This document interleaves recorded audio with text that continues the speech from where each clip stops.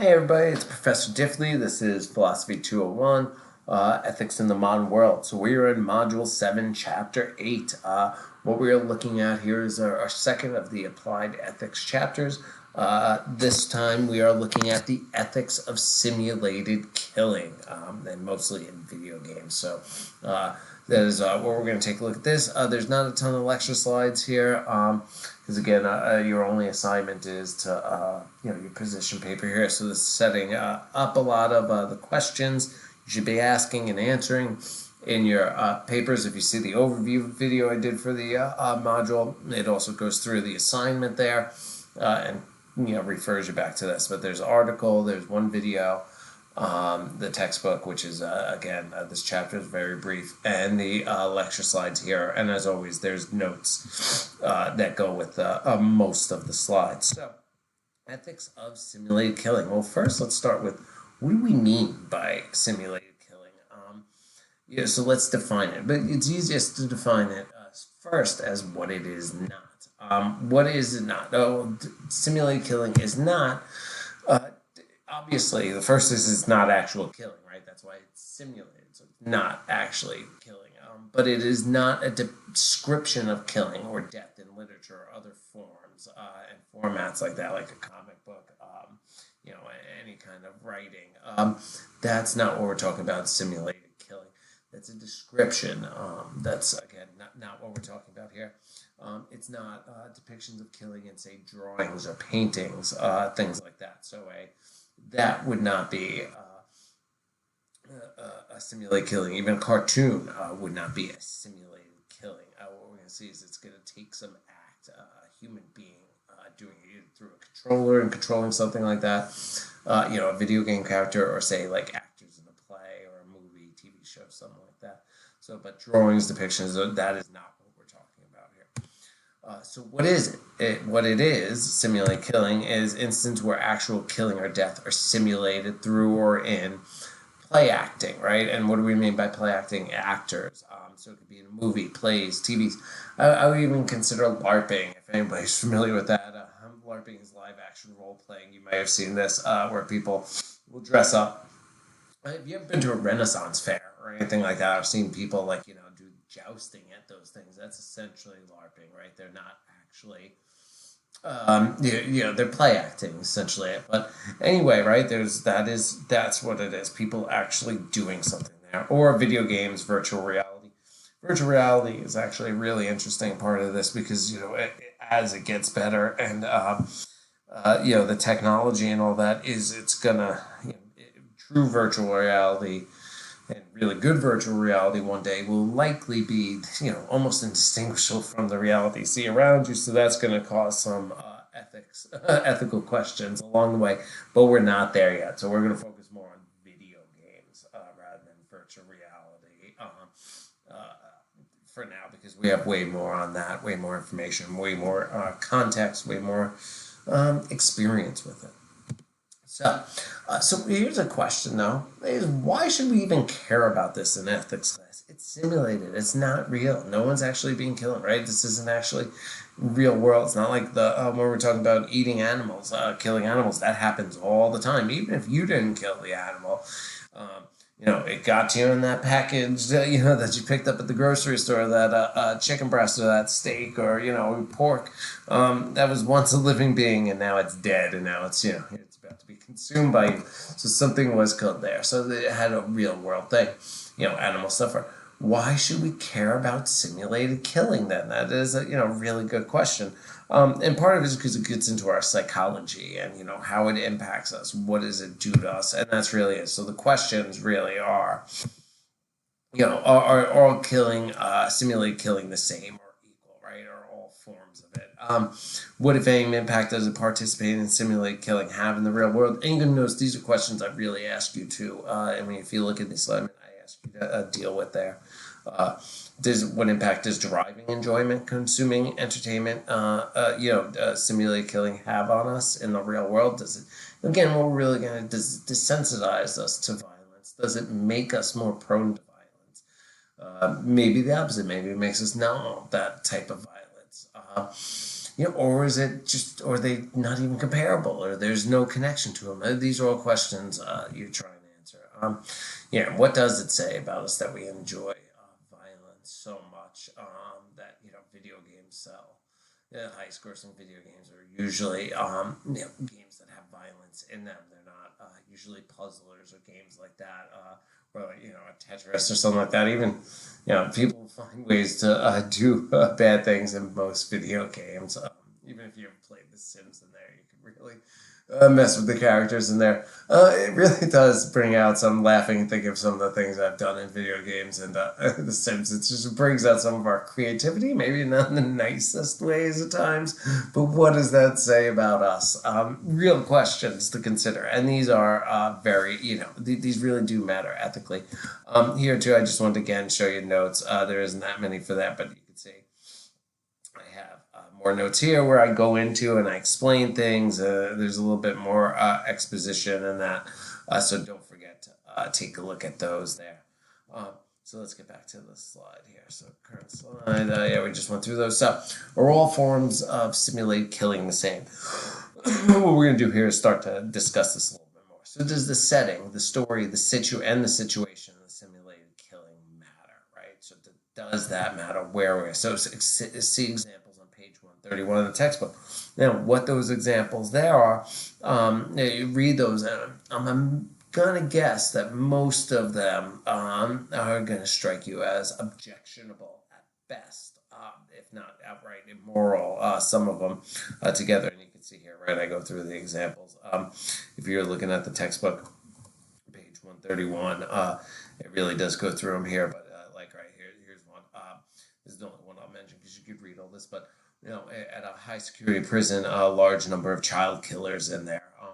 They often riot. There's destruction. And so instead, what they do is they decide that, and there's evidence that if they give virtual reality headsets to these former child killers and let them act out their fantasies of killing children, they become model prisoners, right? We've let them get their urge, but no one's actually hurt. Is that right or wrong? Should we give them those headsets so that they can act out their fantasies of killing children in a virtual reality, which makes it in many ways it's going to feel real, that sort of thing. In some video games, you actually, like in old Call of Duty, you actually are supposed to be, your CIA agent undercover with in Russia, and you actually have to mass shoot civilians to try to keep your to not blow your cover. Another game, Hatred, was released in 2015. The game was kill as many civilians as possible, and this is different than like in Grand Theft Auto and things like that, where you can indiscriminately kill people, and sometimes they just get in the way. You're not. The whole point of this game is to go out there and kill people, and everybody, or the equally, I would say, arguably more controversial Super Columbine Massacre RPG. You've probably heard of this one. I can't believe this actually got published anywhere, but it allowed you to go into the shoes of the Columbine killers. That game. Like I said, I can't believe that actually went out there. But there's other things, right? Sometimes, armies are increasingly using computer gaming, and even virtual reality to train. If you ever watch sci-fi and things like that, that would be the future. Like in Star Trek, they have holograms and holodecks and stuff like that. Again, science fiction. But that's how they do their training, right? Combat training, because it actually puts you in the situation, right? And so, is that good? Think about this in the Middle Ages and all around the world. Often warriors, everybody from the samurai to knights in Europe would sharpen their skills, their sword skills by killing prisoners. So which one's better? Is there? Obviously, I would say the simulated one is probably best. But is that? Why is that? So these are questions that you need to be looking at with those there. So where is the slides? All right, back to this. So the current slide. So let's go to, so see those examples. Do you find any of those objectionable? If so, which ones and why? Really think about that. Which ones do you object to? Why do you do it? Some of the examples, the convicted child killers using VR to kill kids. using VR and video games. VR is virtual reality. Pretend to be a terrorist killing civilians, or these. Do you find any of those objectionable? And so that's what we mean. Are they all the same, right? Are some more acceptable than others? And we can even get in there more. And I do this in more in the next one. Video games at different types right here. So are all these the same? Are all these equal? Would you allow your kids? Were you not allowed to do these, and why? But there's different ways. It's all these the same? Do some seem more or less ethical or moral, if than others? Why? What about killing where it's not actually humans, right? Where you're killing monsters, aliens, zombies, or fantasy creatures, right? There's no actual humans involved, so you're not killing even simulated people. Is that different, right? If you look at video game and even movie ratings for TV, like even when they say there's violence and being for kids, but it's usually called fantasy violence, right? It's not actual, humans hurting humans. It's more like animals, right? Again, it's meant to be as far away from human as possible. What about historic baddies, right? Like Nazis in World War II games and things like that. Is that more acceptable? Because you're killing Nazis, which are universally abhorred, and I shouldn't have to explain why Nazis were bad, but but again, then it's also creating like are there issues with that, right? We could all agree Nazis are bad. I hope you agree Nazis are bad. That's where one of the few times I'll get my personal opinion there. But does that say anything about us? Well, what is there a slippery slope thing there to it? We say they're the bad guys, that sort of thing. What about killing civilians in games, right? Or non-playable characters, not NPCs, non-playable characters. They're not characters that actually you can play. They're usually background or things like that. They just did this movie with Ryan Reynolds, something like where he's an NPC in a video game, and he's becomes like an AI. He's got an AI in it, but he becomes a good guy in the game, and it goes through like a lot of that. It's a really great movie. I forget the name. I think it's sort of good. Free Guy, that's what it's called, Free Guy. But what about killing civilians, like in Grand Theft Auto, which are incredibly great games, and actually pretty deep at times. At least some of them were.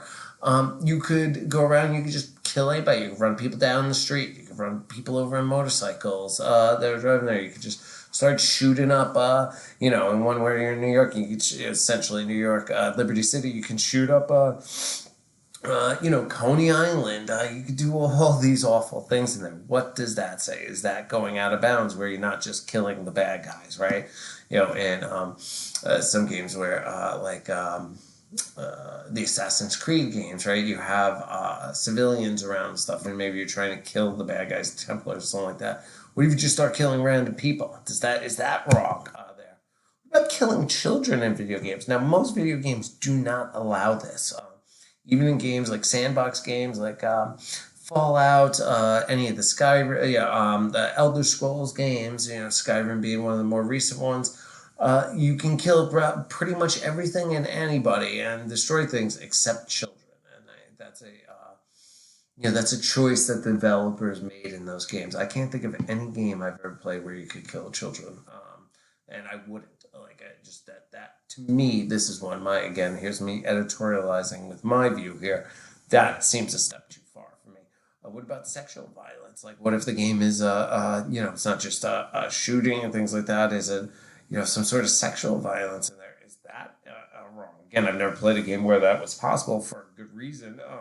And we want to, but again, what is the difference between all of these? And that's the questions we're looking here. What about killing avatars of real people, real world people? So it's not just some random computer generated character. A lot of the times they have a mask on or a helmet. You can't really see their faces. But what if you're killing? What if it's the politicians, or you could put other people in games? Is that wrong? And for what reason? What about those simulated school shootings? I mean, we just had one last week. Unfortunately, in Michigan, there's been dozens in the U.S. this year. Should you be able to be one? Should you even be able to make games like that? And should you be able to play? Should you be playing them? And if you do, is that wrong? Isn't killing some zombies Wouldn't you say that's a little better than a school shooting? I mean, I would think so. But these are questions we're looking to ask here. All right, we'll pick this up in the next lecture video, video 2. Thank you.